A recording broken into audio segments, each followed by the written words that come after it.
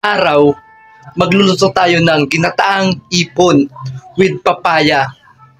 Ano pa? Samahan mo na ako. Let's go! So, unang proseso guys, papakuluan natin o lalagayin natin tong hipon para mas maluto guys.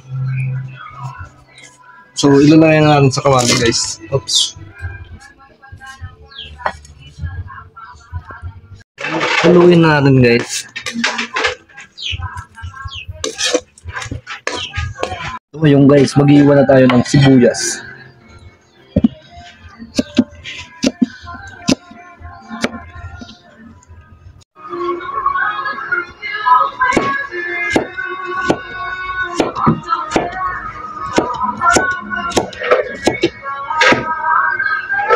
Naka-ready na ang papaya at gata ng nyog.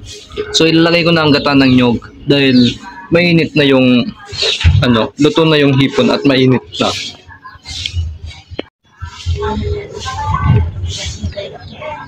So yung guys, ilagay na natin.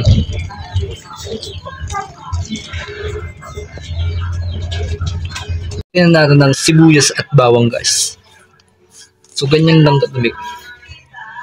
Yung guys, dahil may tugtugan sa kabila, magsasayaw muna tayo.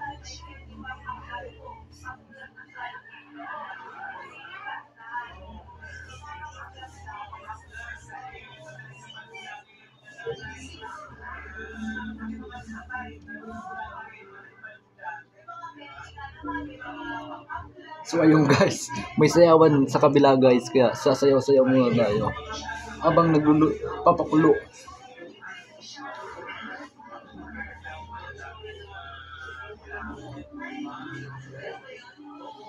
So hanggang dito na lang sayaw natin guys dahil kumukulo na. So ayun guys, haluin natin dahil para hindi mamuo ang gata. So ganyan lang guys paghalo.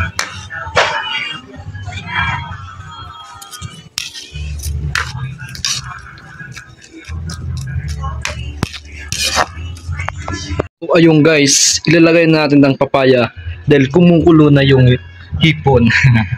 So ito na. So maraming papaya guys. So, haluin ko lang guys ang papaya. Guys, nilagyan natin ng asin. Oops. Haluin na natin. Ayun guys, luto na. Ano pang hinihintay nyo? Kanin na lang ang kulang. Let's go! Kamayan na!